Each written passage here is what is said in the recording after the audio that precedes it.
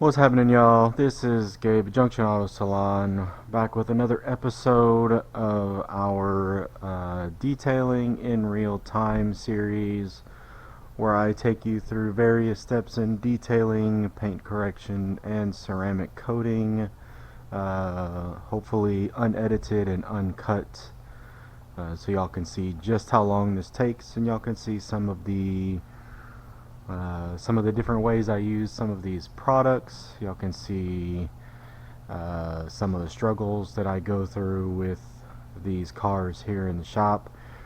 And today, admittedly, I broke it. I broke another Mustang. No, I'm sorry, I did not break another Mustang. I went a little too hard in the paint. So I don't apologize for anything. Puns are punny. Again, sorry, not really. So I polished this black roof the same way that I polished the blue paint. And it was probably, well, it wasn't probably a mistake. It was a mistake to do it that way, and unfortunately, it is what it is. It's not something that I necessarily need to tell the customer. It's just something I need to fix, something I need to take care of here. It is my fault. Let me see if I can show you exactly what's going on. So let me grab my stoolie boy here. So when I think of detailing a car, this is exactly what I'm thinking of, is finding the little spots that are dirty or need to be refined. And now the paint correction on this car was just a one-step enhancement, so we didn't even take it that far, but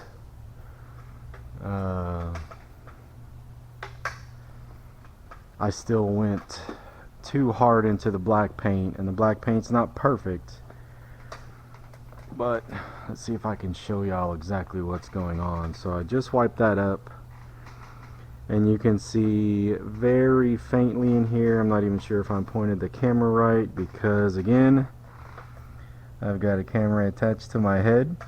I don't know what y'all are seeing until I watch the video. It's weird, right? Alright. So the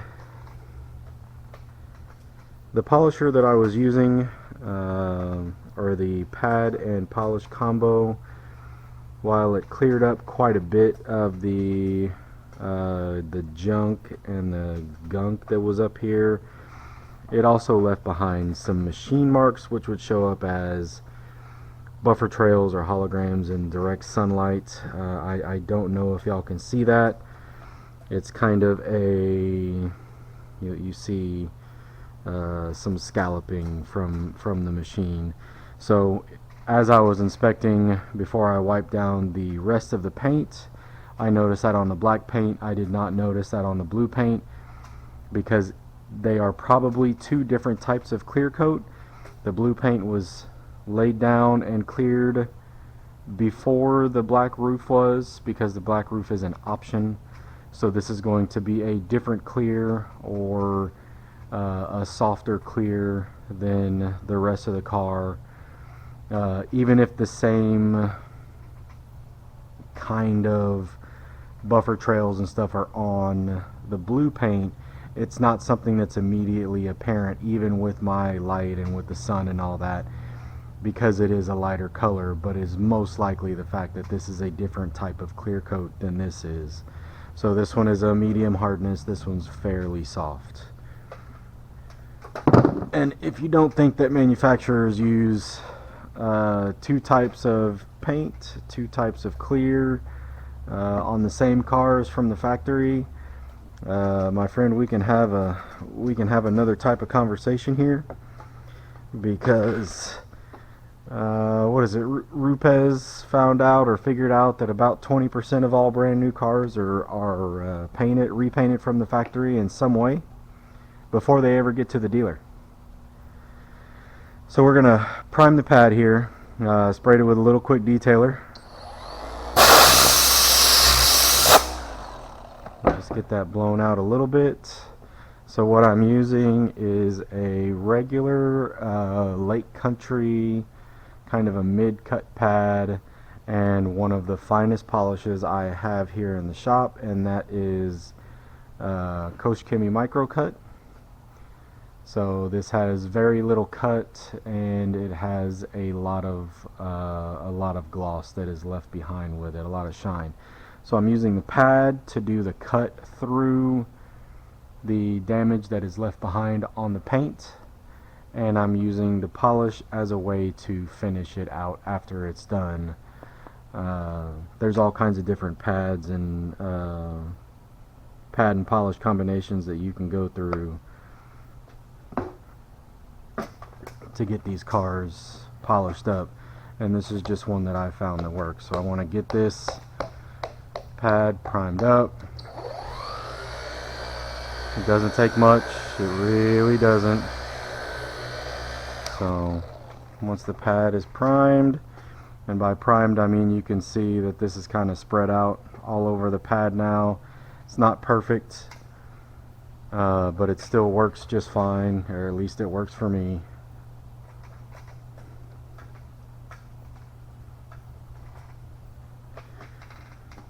So we'll get that wiped up, and we'll go after the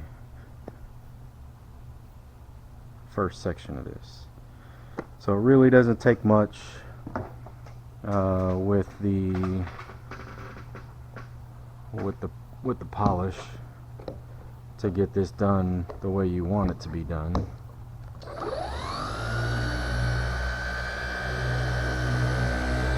Very light pressure. I'm just letting the machine kind of sit on the paint by itself. I'm just guiding it along and making sure that it is spinning like it's supposed to.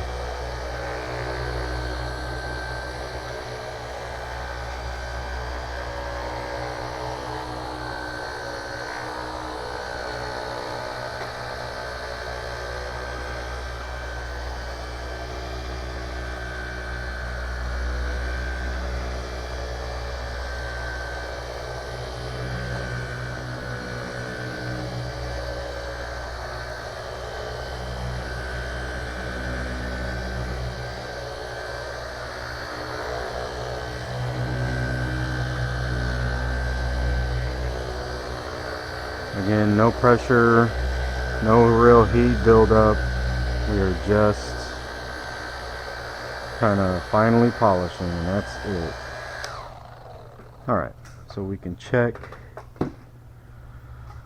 our work on this first section.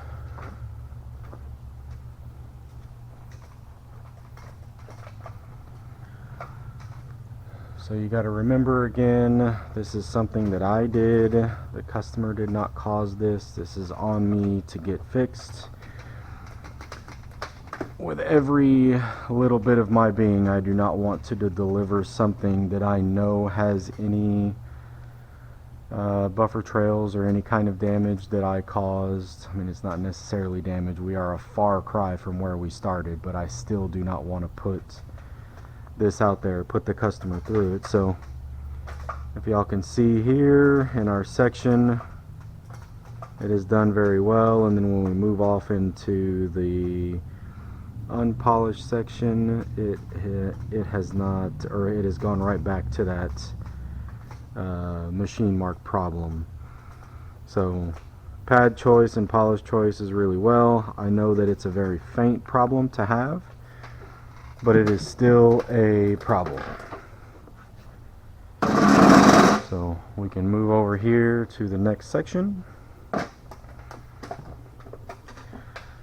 and I can bore your freaking face off polishing another section of this car. But that's the whole point of this series, is y'all get to see just how good or just how bad detailing can be from time to time. It's not perfection, it's just detailing. I know that we can aim for perfection at some point, but it's never going to happen. Even on some very intense details, you're never going to get perfection. It'll be 100 hours of work into one detail, and while it'll be 1,000 times better, you are still going to be chasing your tail doing something.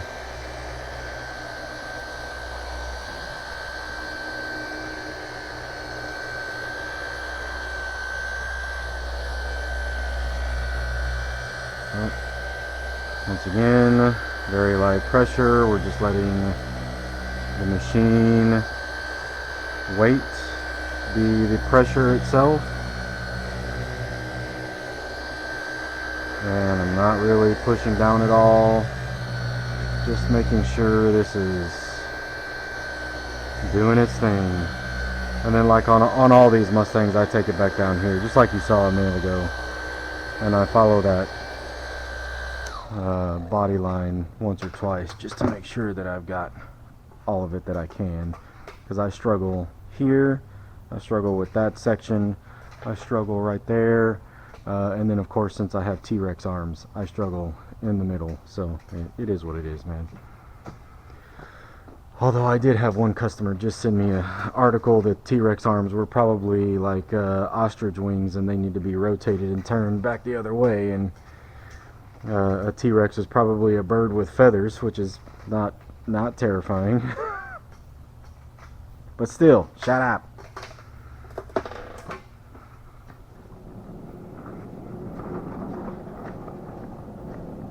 So we'll just take this party over to the other side.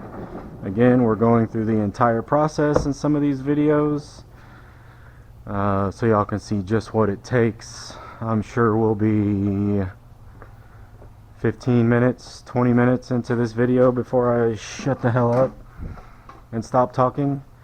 If you're one of my customers, you know that that's not a thing. I don't ever shut the... That's not... Just run away. How many of my customers do I tell that you're going to have to... they're going to have to run away, because if they stand here, I'm just never going to shut the hell up. All of them. Every single one of them. And it's okay. I've had customers literally hand me their keys and be like, "Not today, Gabe. I can't.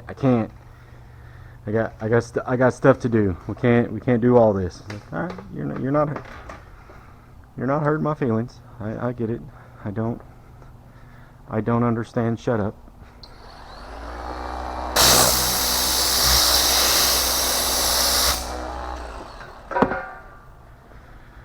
So we did 2 sections with it, and my general rule of thumb is that the pad gets blown out after 2 sections, even on light polishing.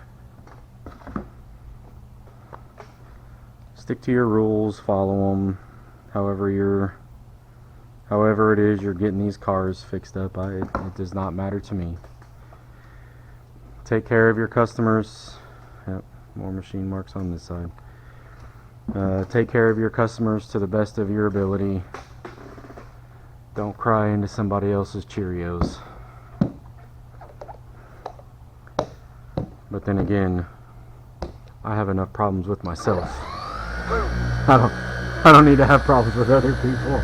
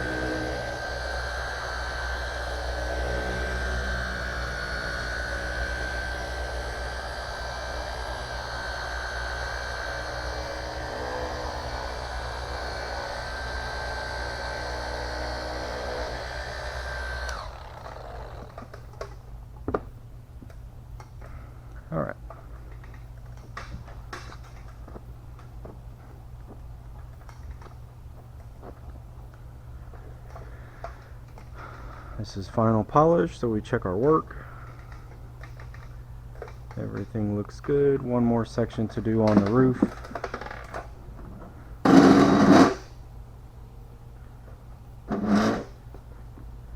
And then we should be good to go. Remove some of this dust, or as much as you can if there's dust on it. It's not necessarily a huge problem, but you don't want to run dust back into the pad to possibly start fighting your polish step and causing any extra marring.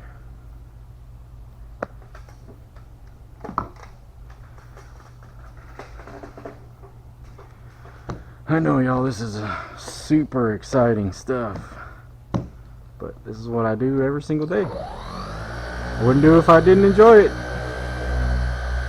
This is my favorite part of detailing, is the paint correction, figuring out what each car needs. Most cars will take kind of like the same thing in a particular car family,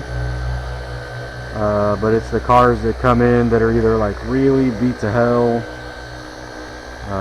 or they have a unique clear coat or unique finish to that particular car, so you have to figure out a different kind of solution for that particular car. Some clear coats are very hard, some clear coats are very soft, and they're made out of somebody's hopes and dreams. These are all things that are left up to me to figure out exactly what I've done, and figure out exactly how I need to solve the problem. But that's, again, all part of the process here that I am showing y'all.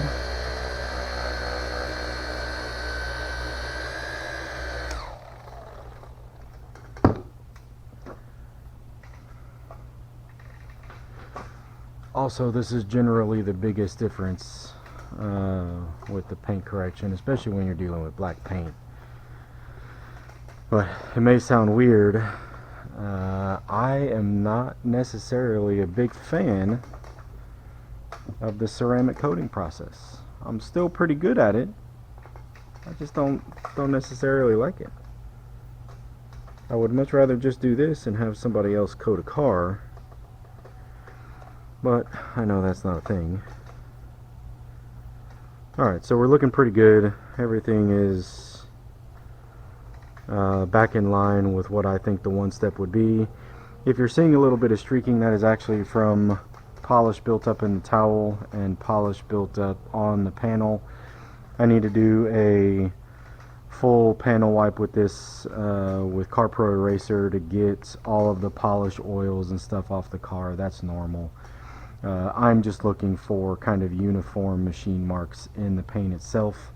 I'm not necessarily worried about the rest of it for this purpose. So that's it, y'all. I will catch y'all on the next video.